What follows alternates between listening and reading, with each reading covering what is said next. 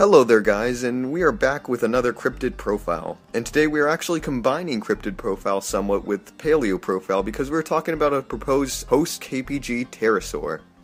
Yeah, this one will be my first of many examinations of late surviving extinct organisms such as Mancunium bimbe, the Loch Ness Monster, and others.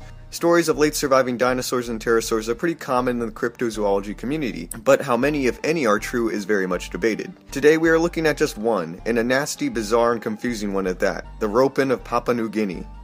Ah yes, the Ropen, the quote-unquote living pterosaur. The story of the Ropen is a long and interesting one, filled with glowing, religious agendas, body snatching, and Bill Cosby. The story and the creature. So what was it exactly? Well, unfortunately, most information concerning the Ropen comes from only a few proponents of it. Mostly one man. This man is, of course, Jonathan Whitcomb. I will devote an entire section discussing Whitcomb's reliability as an eyewitness and scientist later on, but in short, he is a Christian young Earth creationist, a person who believes the Earth is 10,000 years old or younger, and that non-avian dinosaurs and pterosaurs coexisted with humans, like in the Flintstones. No. Just no.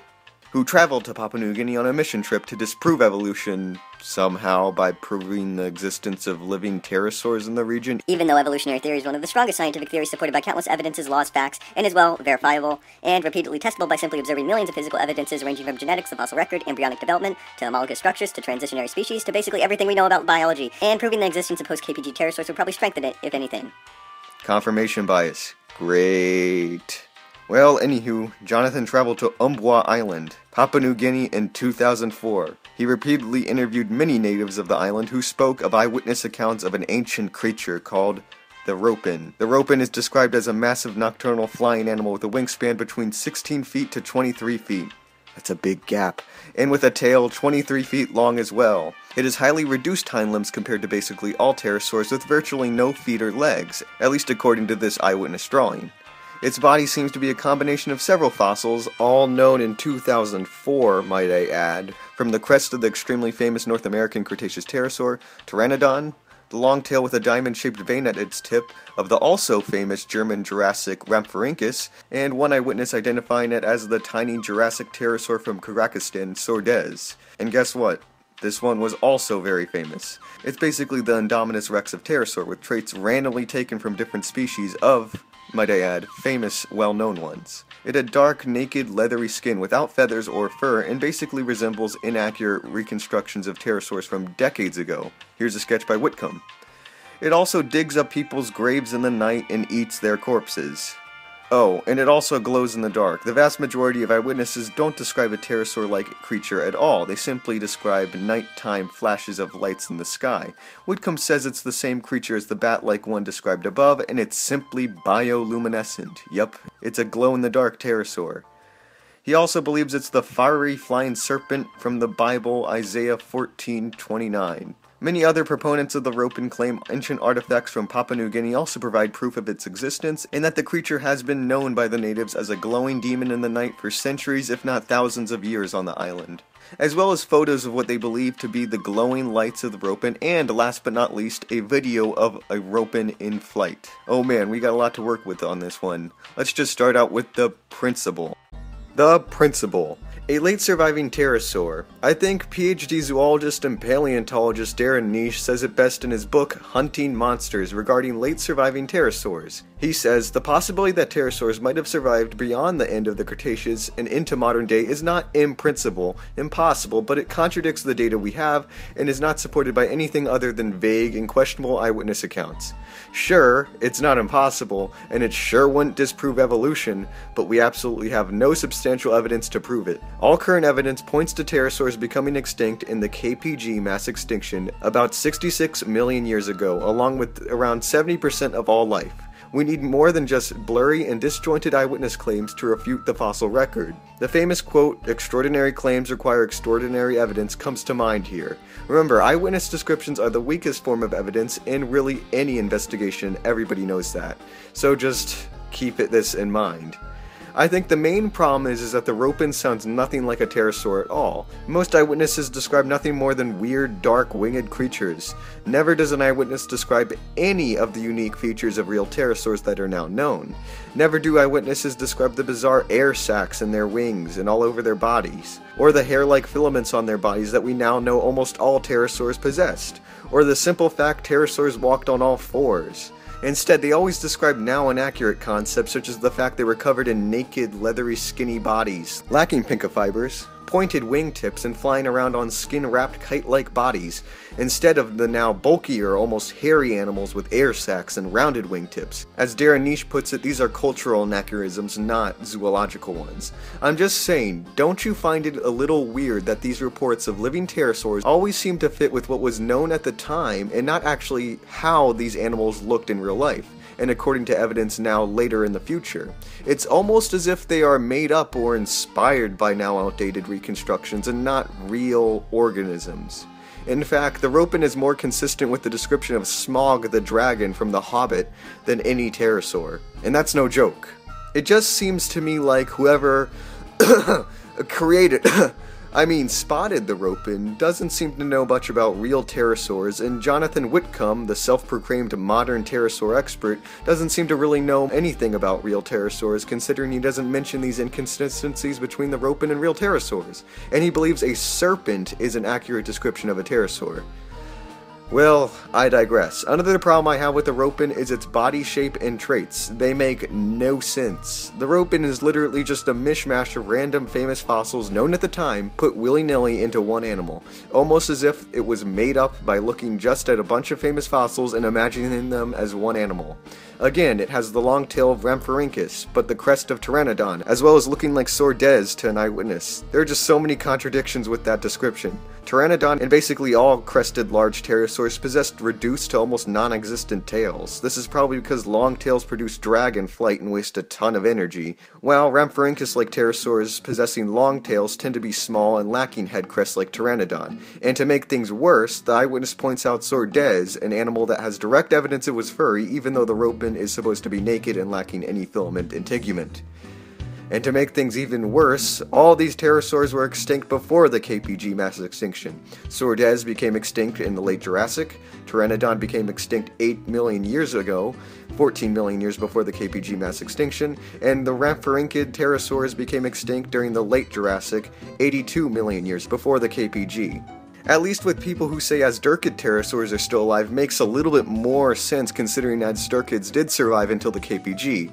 But this don't make no sense. Let's not forget to mention the enormous size of this cryptid. This is an animal with apparently a 23-foot wingspan, the size of a small plane, and a tail just as long. The wingspan is double Mothman's. It's a very long and large cryptid that is apparently dark, black, or brown in color that glows. You'd think it'd be kinda hard to hide around for this long. Not to mention how absurd that tail is also. A 7-meter tail, that's 23 feet, is longer than some of the largest great white sharks, and that's just the tail. A tail that long would create an enormous amount of drag for an animal that size. It would waste so much energy, and the thing is about long-distance flying animals with large bodies is you need to be aerodynamic in your body shape. Real fossil pterosaurs the size of or similar in size to the Ropen actually solved this problem by having reduced tails, such as Quetzalcoatlus and Hatzegopteryx. Even modern birds with similar wingspan have solved this by having reduced tails as well, such as albatrosses, seabirds, and eagles. A long-tailed aerial animal the size of this would have a hard time flying with a tail that long, not to mention the crazy amount of drag it would create, wasting energy. And lastly, to add to more problems to the concept, it glows in the dark and digs up graves to eat people. Two of the most implausible things about the Ropen. First, let's talk about the plausibility of a flying animal that relies on buried human corpses for food. Considering I've found no source suggesting the Ropen does anything other than scavenge off of dead human corpses, I'm going to assume that's its primary source of food, which makes little sense and actually contradicts its anatomy. You can learn a lot about a living organism by simply looking at its morphology, body, and physical traits, especially its lifestyle and diet. Now let's look at the ropen's body. A 23-foot long tail that creates a great amount of dragon flight, highly reduced to almost non-existent hind limbs or legs, massive 23-foot wings equipped for long-distance travel, reduced hands on the forelimbs with few digits pronated in a way that would make it not equipped for walking or digging, small weak-looking toothless beak, and finally a very short neck which appears not to have much articulation. If we compare this body plan to other known animals, it seems like the ropen is similar in body plan to long-distance flyers like albatrosses, or in the case of pterosaurs, pteranodon. That is except for the long tail, which no large aerial organism ever possessed. But when we look at the proposed lifestyle of the ropen, we see the opposite.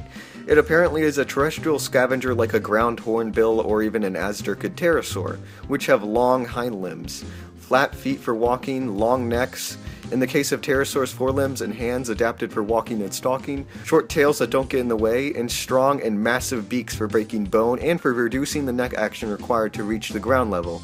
All traits lacking in the complete opposite of the ropen's anatomy, creating a contradiction between the body and the habits it's adapted for. You'd think an organism with the habit of eating corpses buried underground would be more adapted to simply walking or digging. The ropen, with its reduced digits with very little traits for digging, non-existent hind limbs making walking virtually impossible, short weak-looking beak making breaking bones impossible, super long tail getting in the way, and massive wings that would make movement on the ground, much less the dense jungles, almost impossible, would be an extremely unsuccessful animal for its proposed lifestyle. It's almost as if whoever spotted the ropen had no knowledge of anatomy, morphology, and evolution. It would make much more sense if the ropen were to resemble or possess similar traits to Azderkid pterosaurs, real animals that possessed a very similar lifestyle of eating ground-dwelling prey, such as corpses. But alas, Azderkids were only discovered and properly named in 1984, and their terrestrial ground habits were only discovered after the ropen was, spotted.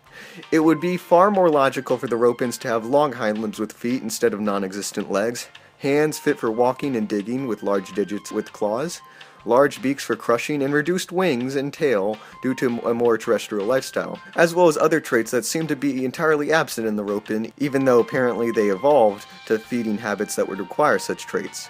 Why is the ropen, with all its traits consistent of long-range flyers like albatrosses, wasting its time and energy eating humans?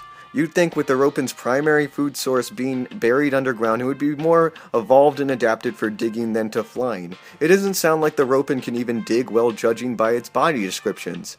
Also, the ropen's food source is dead humans, something that would be uncommon, irregular, and an inconsistent source of food, considering human life expectancy. I don't know, it just sounds really dodgy for a real organism to have a lifestyle like this. Its body plan contradicts the lifestyle it's said to have. It just seems like someone thought up the ropen with various traits and characteristics and didn't think through the impacts they would have on the animal's diet and lifestyle.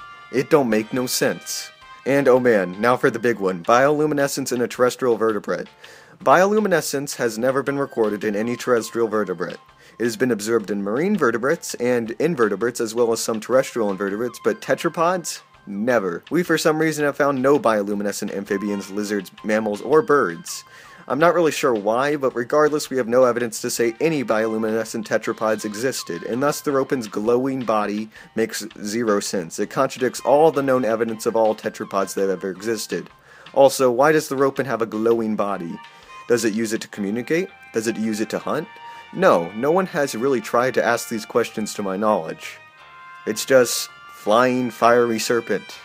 In conclusion, basically everything with the principle of the ropen existing makes little to no sense. It's such an implausible organism that it's hard to take it seriously. There is no current evidence and therefore no need to suggest the existence of late surviving pterosaurs. Its anatomy is inconsistent with any pterosaur, and it just seems to be a combination of famous fossils randomly spliced into one animal, as well as only fitting now inaccurate and outdated ideas of pterosaurs and not real traits unknown at the time concerning pterosaurs. Its feeding habits contradict its body plan and would give it a very unreliable and unlikely food source. And its glowy body is just downright silly and isn't consistent with any terrestrial vertebrate. I actually emailed an actual pterosaur expert and not one who thinks pterosaurs were snakes. I know, a shocking idea. And he, being the phenomenal paleontologist Mark Whitten, answered a few of my questions concerning the ropen and the plausibility of such an animal. Whitten was pretty direct in his opinion on the ropen, calling it as famous as it is unconvincing. Here's his responses to the questions I asked him. Did any pterosaur resemble this animal? We know a lot of long-tailed pterosaurs had crests now, but none of them were like the pteranodon crest, as often described for the Ropen. A number of pterodactyloids had pteranodon-like crest anatomy, of course, but these, of course, all have relatively short tails. As you suggest, the description of this animal and several other cryptid pterosaurs seem like amalgamations of most famous taxa, which isn't surprising given how accounts of cryptids are often influenced by pop culture. Does it make sense for such a large pterosaur to have such a long tail? It all depends on how big and long the tail is. Long tails add weight and drag, and particularly if they have rudders or other large structures. Depending on the desired flight and lifestyle, this might be a good or bad thing. The best opinion for a long-tailed flyer, considering early birds and pterosaurs, is to have an extremely stiff tail that doesn't need much muscle to support it. But of course, mass compounds quickly with size, and even that approach is going to quickly add a lot of weight to a large flyer. This might be why one reason, and there are probably others, that we do not see long tails in the largest pterosaurs. Were pterosaurs bioluminescent? We haven't seen any indication of this in the pterosaur fossil record. That said, I'm not sure what sort of evidence we'd be looking for, as bioluminescence is generated by biochemical reactions in soft tissues. There may be chemical traces in fossil animal remains, but I don't think people have looked for them in pterosaurs. But tetrapods are not a luminescent clad as a rule. The only modern vertebrates with luminescent tissues are fish. I assume you're familiar with the arguments that the bioluminescent bits of the Ropen are lights on planes. And lastly, because one of the most vocal proponents of the Ropen is a creationist and believes that the Ropen is the fiery flying serpent from the Bible, is fiery flying serpent an accurate description of a pterosaur? He said, no, it is not. This is the Bible. Now let's take a look at the Bible verse he is referencing, and look at the actual original Hebrew words, and not just the English translation, and see if this is actually describing some sort of bioluminescent pterosaur. The fiery flying serpent referenced in Isaiah is not a pterosaur. If one looks at the original Hebrew translation, he or she will find it is most definitely not talking about a pterosaur. First, the word fiery. In the original text, it is seraph, which does not mean glowing, luminous, or shining, or even anything really related to fire, but actually translates to venomous, fiery, referencing the burning sensation of the venom in the bloodstream after something like a snake bite. So there goes the bioluminescence junk. The next word, flying. The word translated to flying is oof. Yeah, real creative. And it has been translated to flying, but the word actually has multiple meanings. It can be translated to darting or fleeing. The primitive root of the word is to cover or obscure with darkness, or to hide and flee. Not technically flying per se. The only relation the word has to wings or flying really is the fact the word was associated with birds covering their youngs with their wing feathers, not actually flying. So even if the word here is being used to fly, which it most likely is not, it is not flying with membranous pterosaur wings, but with feathered wings. So again, not a pterosaur.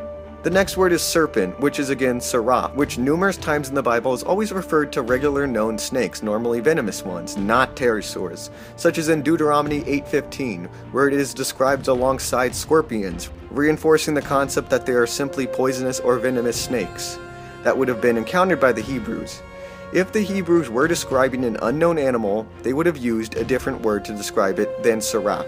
Well, because it makes absolutely no sense to use the word always associated with normal snakes with a now entirely unsnake-like animal that doesn't even resemble a snake in the slightest. It is true seraph is also used, I believe, once to describe a sephirim, magical beings with 6 wings, human hands, and voices. But again, this sounds nothing like a pterosaur. Sephirim, unlike pterosaurs, are magical beings, not real organisms. The thing is, pterosaurs don't look anything like snakes in the slightest. All pterosaurs were not covered in scales, but were actually covered in hair-like filaments. Pterosaurs had 4 limbs and walked on all 4s, while when somebody thinks of snakes or serpents, the first thing they notice is its lack of any limbs. It would be rather bizarre for them to compare a very unsnake-like animal to a snake, especially using a word associated with normal snakes elsewhere in the Bible. And it's not like the Hebrews didn't know of or have words for animals that resemble pterosaurs much closer than snakes, such as bats. I'm a bear. To compare pterosaurs to snakes is like comparing bears to tortoises. It makes absolutely no sense. Not to mention that some scholars say the serpent isn't even supposed to be taken literally, and is in fact a symbol for Hezekiah, a Hebrew ruler, due to him being a tyrant and more terrible to the Jews than the previous ruler, Uzziah, the viper or cockatrice before him. Regardless, it becomes quite clear the speaker is not describing anything even the least bit resembling a pterosaur, and to use the text as evidence to support the existence of pterosaurs coexisting with humans is just ridiculous, and shows a distinct lack of research in paleontology, biology, and theology. Also, how this flying fiery serpent got from the Middle East to Papua New Guinea, he has not even tried to explain.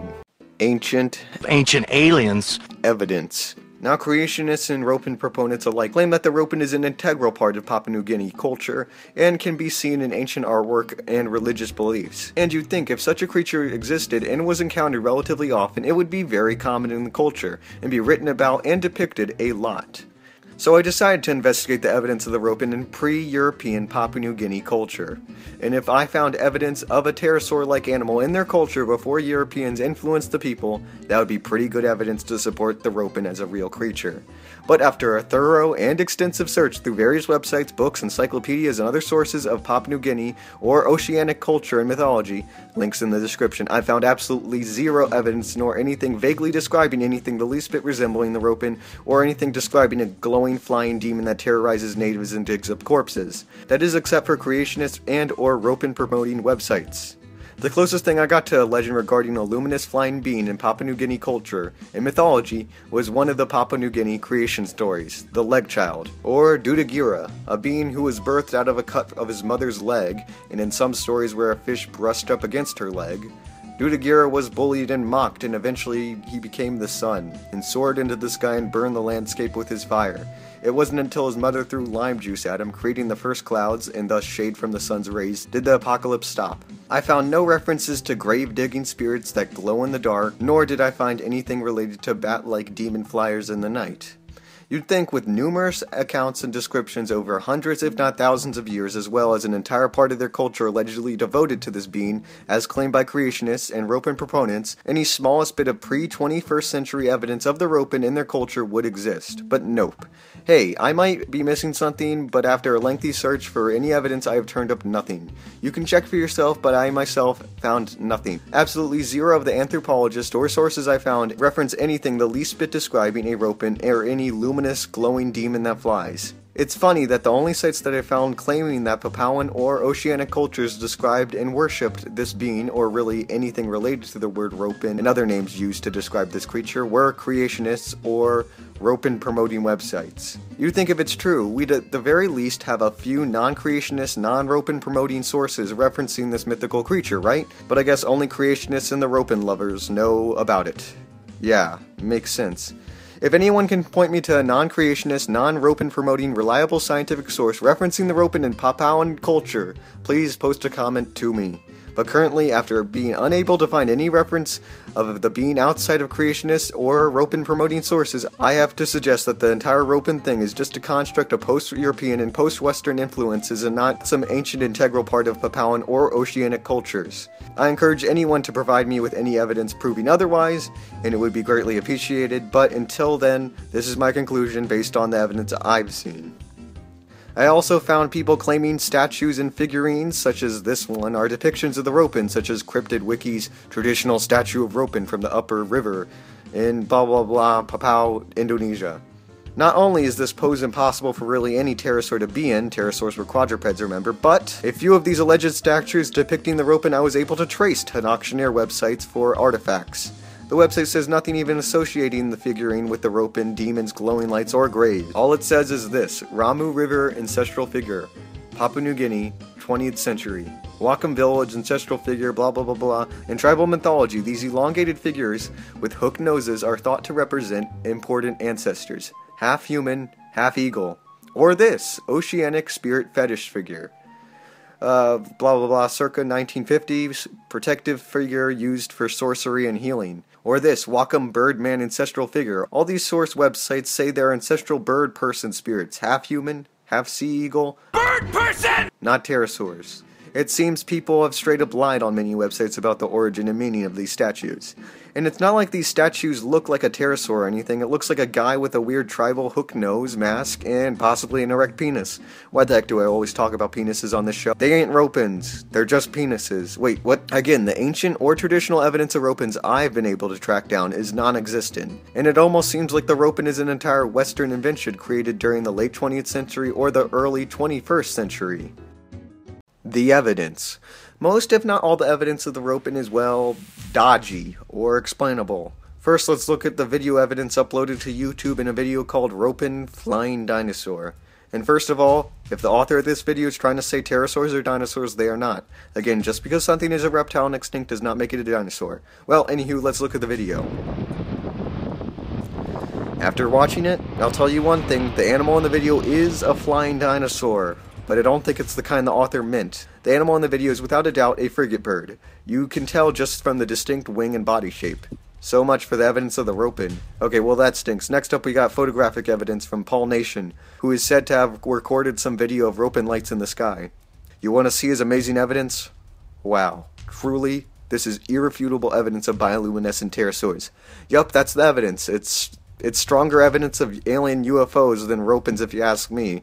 It's not especially convincing, it could be just aircraft lights. The footage is so grainy and the subjects are so blurry and small that calling them glow-in-the-dark pterosaurs seems like a massive stretch. So yeah, the physical evidence isn't all that convincing either. Really, like in most cryptid cases, all we have is eyewitness accounts. But before we start, let me specify again, eyewitness accounts are the weakest and most unreliable form of evidence concerning any topic. Eyewitnesses can be manipulated, they can forget, they can have ulterior motives, they can lie, they can have confirmation bias, they can be influenced. So why is it that most proponents of cryptids often want us to take them 100% seriously? We should take them with a grain of salt instead. Extraordinary claims require extraordinary evidence. And well, there are some extraordinary claims alright, but as we just saw, there is no extraordinary evidence. Sorry for the rant, but just keep this in mind. The Eyewitnesses and Bias. Yes, the eyewitnesses. Let me just say it flat out, the eyewitnesses in this case are also not too convincing. Many of the interviews with the eyewitnesses have an absurd amount of leading the witness and prompting by interviewers. Darren Niche even calls them textbook examples of how not to do an interview, with great confusion over what is being claimed. Almost all descriptions given in these interviews are yes or no questions by interviewers, so it's not really helpful for seeing what the eyewitnesses actually saw. Take for instance in a video I saw where the interviewer just goes, "Did it have a tail?" And the person just goes, "Yes." "What shape was the tail? Was it diamond?" And he goes, "Yes." Do you notice, did it have wings? Yeah. It had wings, okay. Apparently one of the best and most detailed accounts came from one man, Gideon Coro. But the thing is, the animal he claimed to have seen was about 100 feet up in the air. That's a 7-story building, no way you're gonna be seeing anything clearly or with detail, when you consider it's supposed to be moving as well. These eyewitness accounts are not too convincing either. Almost all the descriptions are very vague, and most of them are again, just answers yes or no to interviewers' questions. I think, and many others think, it is far more logical for these eyewitness descriptions to be choked up to hoaxes, tall tales, and straight up pleas for attention like in Mothman, before we actually accept them as evidence of anything to do with 66-million-year-old extinct reptiles that look nothing like the animals described. And I think it's time now to talk about the overarching elephant the size of Kansas in the room connected to the Ropen, and that is its association with creationism, Christianity, and a religious agenda. That's just a fact. It's kinda hard to talk about the Ropen without talking about the bias of its proponents and investigators. Almost all Ropen proponents and investigators are young Earth creationists. And probably the most vocal proponent and investigator of them all is Jonathan Whitcomb, who wrote a book describing his findings in 2006. He is probably the primary source of most of the information I collected about the Ropen sightings, eyewitnesses, and etc. in this video, so I think it was only natural we talk about the source of all this information. Now for the record, this is not an attack on Jonathan Whitcomb, creationists, or Christians, nor do I want anyone watching this video to take this as me saying he's a horrible person or something. For all I know, he's a super nice guy. The only reason I bring up Jonathan and his beliefs in this discussion is simply because, in order to discover the truth, we must look at Jonathan's reliability as an eyewitness and investigator, and see if his personal beliefs have or might have affected the evidence he collects. Now again, Jonathan Whitcomb is a young Earth creationist. On numerous occasions, he flat out denies scientific evidence such as the evidence of the age of the Earth, fossil record, and evolution. Now Jonathan Whitcomb is allowed to believe whatever he wants, as we all are, and I am most definitely not saying just because he's a Christian or a creationist, he is not a reliable source of information. Some of the best paleontologists are Christians. Robert T. Bakker, the coolest and one of the most influential paleontologists of time, is a preacher, for heck's sake. What you believe personally does not discredit anyone as a scientist or investigator, or an eyewitness. It is only when your beliefs affect how you interpret observations and evidence do they discredit you. As scientists, it is our duty to look at evidence objectively, not through some religious or personal belief system. We should interpret evidence as it is, not how we want it to be, or not how our religion wants it to be. This is the key to being a good scientist, investigator, etc., seeking the truth no matter how painful, how discomforting, how damaging to one's opinions or beliefs it is. Now, do I believe Whitcomb's beliefs, bias, or opinions impede his ability to make scientific and objective observations? Yeah, I think so. Anyone who has examined Whitcomb, either in his books or on his website, will find that he has a heavily biased worldview and agenda. He makes it quite clear throughout his published works, his personal religious beliefs in creationism and the Christian God are central and the main reason for his investigations and searches for evidence of the Ropen. In his book, he makes it clear his main goal is not to benefit the scientific community via the discovery of an unknown organism, but to disprove evolution and promote his religious beliefs to the world. To me personally, and this is just my opinion, so take it with a grain of salt, it seems he doesn't really care about finding evidence, he seems to only care about verifying his own preconceptions, which is just bad for any investigator. His book even quotes a conversation with a Papuan government official saying, "I told him of the problems we have in America because some disbelieve in God, and I mentioned how finding the Ropens could help." He makes it clear what his primary goal is. And it doesn't make him very appealing as a reliable collector of evidence, interviewer, or investigator. Objectively speaking, Whitcomb's proselytizing does nothing to help prove the existence of the Ropen, and is just a distraction from finding the truth in all this. Again, Mr. Whitcomb, don't take this the wrong way, I bet you're a great guy personally, and this is not meant as an attack on you as a person, but as an investigator and a scientist and an eyewitness, I think you have some very heavy bias, and I don't find your work too reliable as evidence of the Ropen. My viewers can make their choice if they agree with me or not. So, in conclusion, from this investigation, I have discovered that the Ropen is not scientifically plausible as an organism. It makes little to no sense anatomically, with an energy-wasting tail, bioluminescence never exhibited in any tetrapod, and a lifestyle of digging up graves. It doesn't fit any description of any known pterosaur, and seems to most fit outdated and now inaccurate pterosaur reconstructions more than anything, with pointed wingtips, naked skin-wrapped bodies, as opposed to the sleek, furry, air-sac-toting animals we now know. And it almost seems like it was constructed or hoaxed by someone who claimed to have seen outdated pterosaur reconstructions and not actually any real animal. It's obvious that the Ropen was a Western invention created by someone who knows virtually nothing about real pterosaur anatomy and only knows inaccurate pop culture pterosaur depictions, trying to pass them off as the real deal. Evidence to support the Ropen is virtually non-existent, with photos either being misidentifications or way too blurred to make really anything out. And its cultural history has also been non-existent until Western influences, of course. Eyewitness descriptions are either simply way too vague or comes from dodgy sources that seem to have ulterior motives. Really, after stripping away all the misconceptions, all the non-evidence, and all the bad eyewitness reports, we are only left with an outdated description of a now scientifically inaccurate pterosaur that glows for some reason, that is held up by creationists as proof of the Bible. It's ridiculous, implausible, and not supported by any evidence whatsoever. And I think it's pretty safe to say that the Ropen is, well, in its scientific terms, bullcrap, and is nothing more than some tall tale, some Bible thumper, created while looking at Rodan from the Kaiju Monster series. It's a case that is more about religion than it is about a cryptid. So, that is why I'm saying it is safe to say the Ropen did not and does not exist. If someone has evidence to say otherwise, be my guest to provide it to me. But for the time being, after viewing all the current evidence at the time of this video, I've concluded that there really is no logical reason to believe anything about the Ropen is true. Thank you so much for watching.